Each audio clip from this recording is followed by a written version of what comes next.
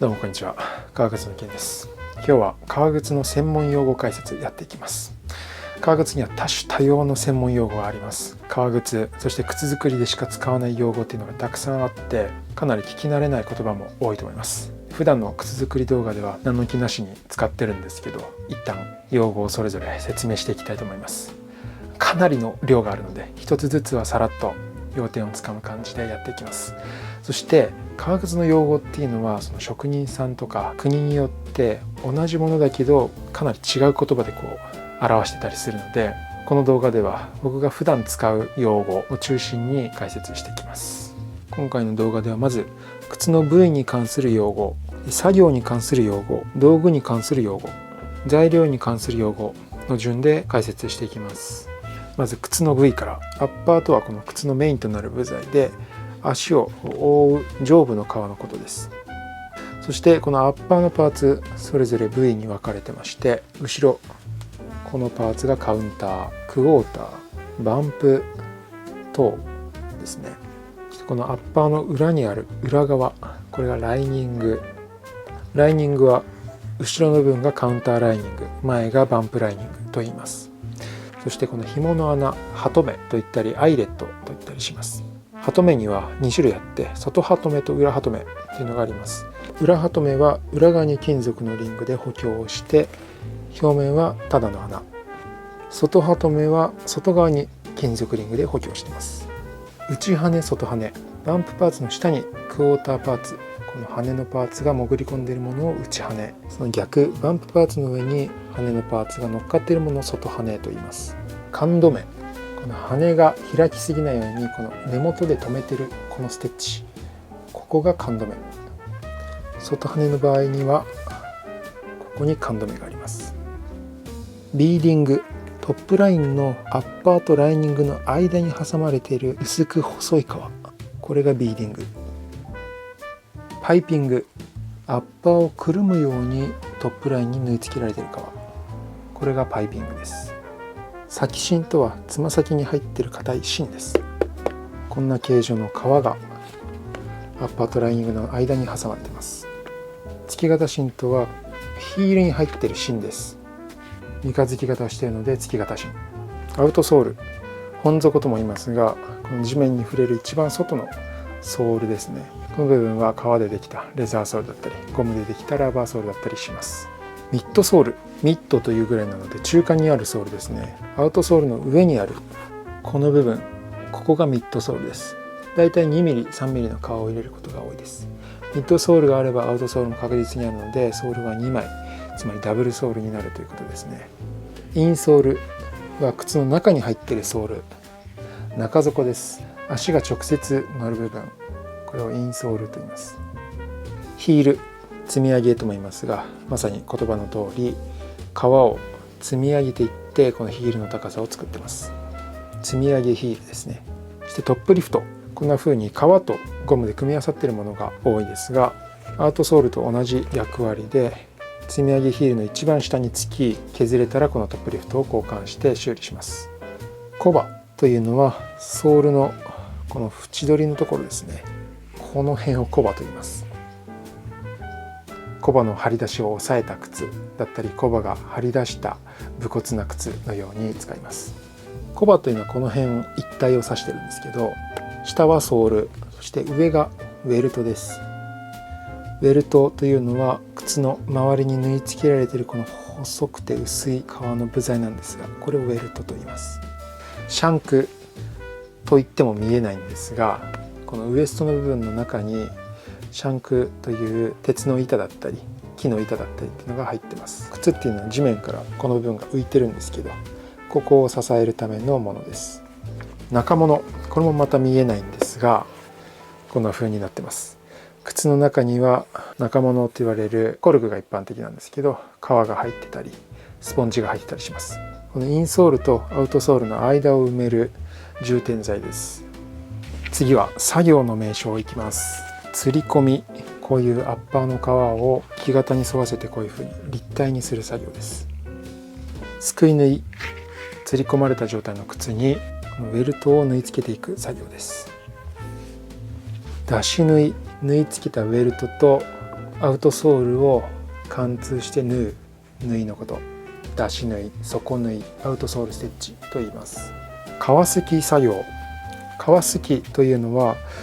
靴作りっていうのはこうやって革と革を重ねて作っていくものですが、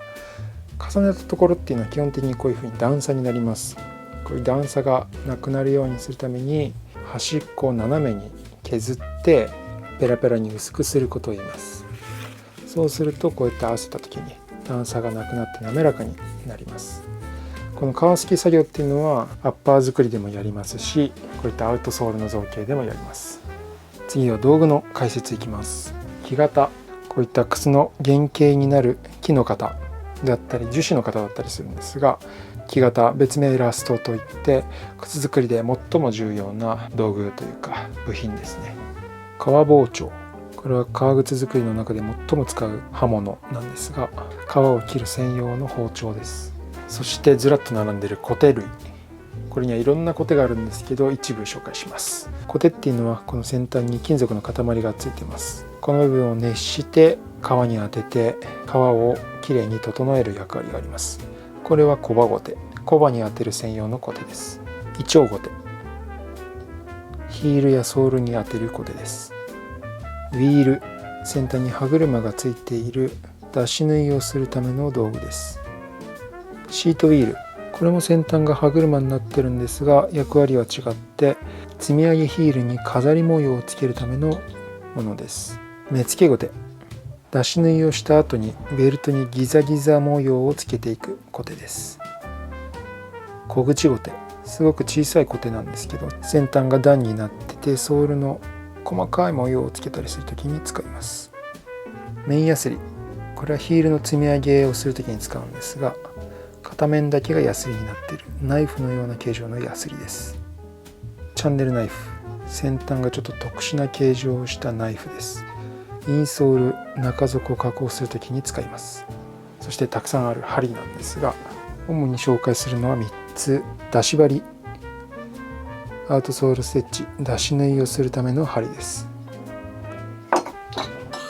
すくい針、ベルトを縫い付けるすくい縫いの際に使う針です。そしてガリ、先端が曲がっていてここがガリガリ尖っています。アウトソールステッチをソールの中に収める溝を掘る道具です。こくり棒、ただの棒なんですがソール面だったりいろんなところをグリグリこする棒です。木やすり、コルクやレザーやまた木型やたくさんいろんなものを削るヤスリです。ワニ、釣り込み作業で使うペンチのような道具です。靴作りの代表的な道具ですね。馬、変わった形をしているただのキーなんですがアッパーを作るときに使います。ガラス、たくさんガラスを割ってあります。薄いガラス、これ鏡なんですけどを割って皮を削るために使います。パターン、これは道具というかわかんないですけど型紙のことをパターンってよく言います。厚紙で作ってます。18種ミシン、これアッパーを縫うのに使うミシンで100年前から形状が変わってないと言われる工業用ミシンです。革すき機、革すきということで先ほど作業で説明したすき作業をするための機械です。主にこのミシンと併用しアッパーを作るために使います。材料の用語いきます。カーフ、牛の革です。ヨーロッパでは生後 2,3 年以内の牛まで全部カーフって呼んじゃうらしいんですが日本では一応違いがありましてこのサイズ生後 2,3 年以内の牛のことをキップと呼びカーフというとさらに範囲が狭く生後6ヶ月以内の牛のことを指すようです。ちなみにカーフだとこれでフルスキン1頭分でキップだとこれで半サと呼びまして半分の大きさ、牛の右片側だいぶ大きさ違います。コードバン、これもアッパーによく使う革で馬のお尻の皮の一部です。非常に強い光沢感とうねるようなシワが特徴的です。銀面床面、革のツルツルしている面のことを銀面といい裏側の際立っている面を床面と言います。スムース面、スウェード面とも言ったりします。担任なめしとクロムなめし、これは革の作られ方の違いでタンニンなめしの方が植物性由来のタンニンを使い、クロムなめしっていうのはクロム、金属系の薬品を使います。特徴としてはタンニンなめしの方が皮の風合いがあり、経年変化が激しく、そして硬く強靭な仕上がり。クロムなめしの方が発色が良く柔らかく、経年変化は控えめで軽いといった特徴がそれぞれあり、靴の底材にはタンニンなめししか使いません。アッパーにはクロムなめしを使うことが多いです。クロムなめしはカバン、衣服、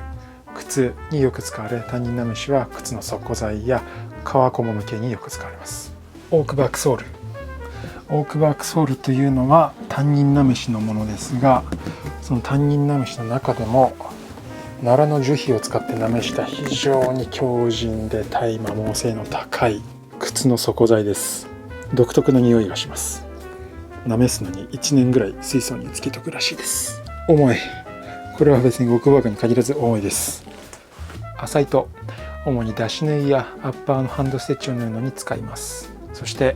チャン、松ヤニとロウと油を混ぜて作ったもの、これを先ほどの浅い糸に塗り込んで糸を強靭にして使っていきます。伸び止めテープ、これはアッパーを作る時によく使う材料ですが、補強テープと言ったりもしてます。ナイロンでできた繊維のテープで引っ張っても伸びないので、アッパーのトップラインの履き口の補強なんかに使います。コルクです。コルクシート、中物に使います。靴で使われるコルクには板コルクと練りコルクというのがありますが、僕はこの板状になっているコルクをよく使います。インク類といってもいろんなインクがあるんですけど、ちょっと解説したいのはこれ、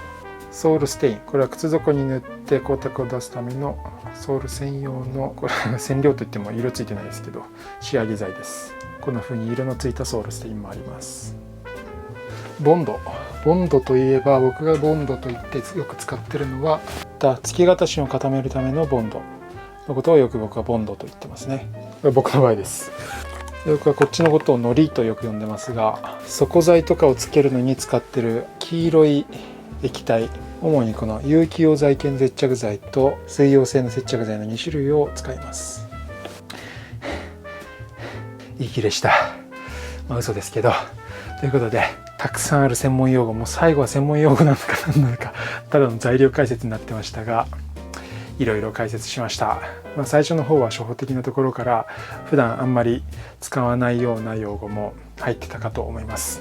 こうやってずっと靴作りやってると、何が専門用語だったか専門用語じゃなかったかもなんかよく分かんなくなってきちゃって、ふと動画とかライブで知らない言葉言ったりすることもあるかもしれないんですが、その時は逐一聞いていただければ答えますので、これからもコメントとかチャットとかよろしくお願いします。ということで、この動画を最後まで見て革靴と靴作りの知識がより深まったあなた、今後も靴作り動画ぜひご覧ください。